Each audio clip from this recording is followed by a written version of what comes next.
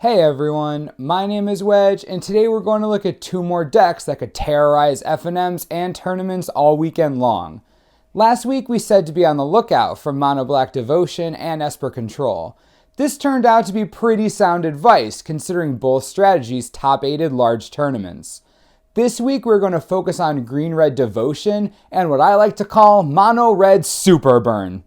Green-Red Devotion may sound a bit strange since Devotion decks are usually monocolored.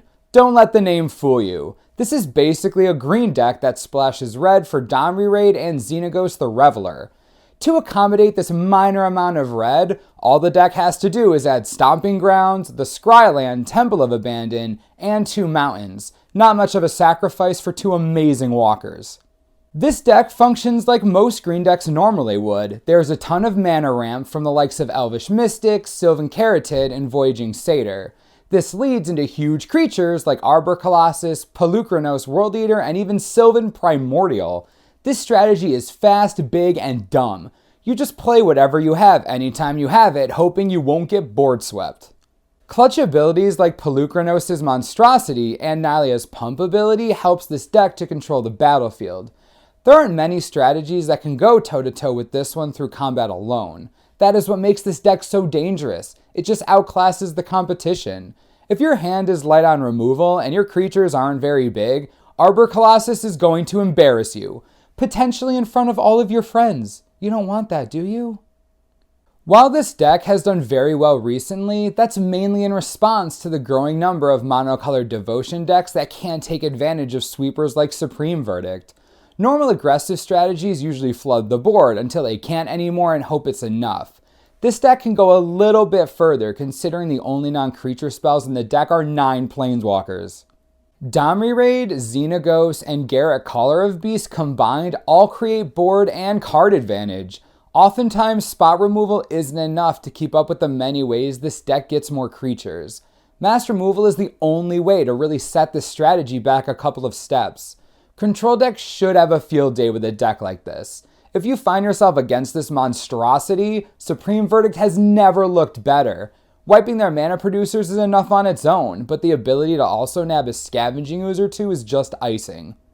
The key to facing this strategy is to not get overwhelmed. You can't just let them get away with everything they want to. The damage potential here is very high if you let them go uninterrupted, especially if a Domri hits the table turn 2 or 3.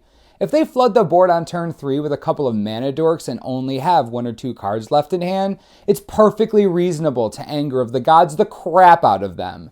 That deck is nothing without its acceleration, so don't be afraid to cut them out at the knees. The only kill spell I would keep until you absolutely need to use it would be Hero's Downfall. You want to save this for walkers every time. They are the real problem if you're running a black strategy. Unsummon effects have always had their place in Magic, and Theros is bringing them back. Return to hand effects are crazy good against this deck. Even if you return a mana producer, you make them waste so much time. Polukranos getting unsummoned in response to Monstrosity being activated is crushing. They literally waste 2 entire turns. 1 actually trying to get it to go off, and 2 putting the beast back into play. Green-Red Devotion is the modern-day Beats deck. The only difference is that it has a ton more utility in its walkers. Board sweeps are still really strong, and stomping their ramp has never been better. Keep this in mind when facing it. Magma Jet is never wasted taking out a Voyaging Satyr.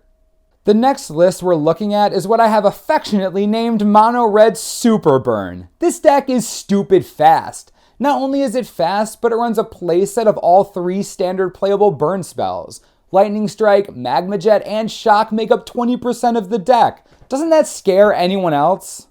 A couple of Mono-Red strategies adopted Purphoros and Stormbreath Dragon main deck to make a Devotion-focused strategy. This deck doesn't have time for that. Rakdos Cackler, Firedrinker Satyr, Ash Zealot, and Burning-Tree Emissary don't need to wait for Devotion to start beating you to death. The only other creatures in the deck are Boros Reckoner, Chandra's Phoenix, and Fanatic of Mogis. What creature is bad here? Name one. The Satyr? Maybe. Even then, a 2-1 for 1, not the worst card ever. Okay, follow me here. Cackler, Zealot, Reckoner, Fanatic, concede, and cry in a corner. Even if you do play some early blockers, who cares? Mono Red doesn't. It runs 12 burn spells. Your Scavenging Ooze has never been less intimidating. It's amazing how little this deck cares. What's even better is the sideboard. Let's say those 12 burn spells weren't enough to get the job done. A playset of Mizzium Mortars and Peak Eruption are just sitting there, waiting. Let's just say for a moment that Mono Red Super Burn comes up against a bad matchup. 2 Purphoros and 2 Stormbreath Dragon are ready to audible in to basically turn it into a pseudo-devotion deck. For Mono Red, this deck has a surprising number of its bases covered. It's obvious this strategy just wants to win on turn -8, and this may be the perfect combination of cards to do it. While this deck deals a ton of upfront damage with its early offenders, the Fanatic and Reckoner are the real problems. You can neuter the Fanatic's ability to do its job if you keep the board relatively clear. Thankfully, this shouldn't be too hard with a Ratchet Bomb or some cheap removal. The bomb is nice because Mono Red usually doesn't stray too far from its average of 2 mana per creature. This makes for easy bomb targets. The Reckoner will deserve a kill spell all on his own, so don't be stingy here. Obviously, if you find a way to board wipe a deck like this, it'll be difficult for them to come back. However, this specific deck may be able to recuperate a little faster than normal. Magmajet gives enough scry to help pump good things into their hands, and Mutavaults can always be annoying as they dodge board sweeps pretty well. Advice against this type of deck differs depending on what kind of strategy you're employing. For instance, control decks are going to want to make sure they have enough removal to take care of early threats to stem bleeding. Mid-range decks can also go this route, but they have a much better chance of dealing with Mono Red's creatures in combat since they actually run creatures themselves.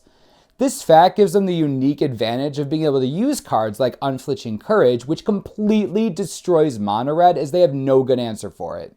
While this deck is about as ruthless as Mono Red gets, just play against it with the same strategy you always do. Lose for 2 or 3 turns, interact via creatures or removal to stop the bleeding, find a board sweep to stall their game out. Play Peak Eruption so they die forever, then win with something gigantic or that evades burn spells. That's your matchup against Mono Red, every time. I hope you enjoyed this tournament preview of Green Red Devotion and Mono Red Super Burn. Remember to keep an eye out for these decks this weekend at your local FNM or any tournament you may be attending. As always, subscribe below for the latest and most reliable Magic the Gathering information you could ever need. This is the Mana Source, I'm Wedge, thanks for watching and we'll see you next time.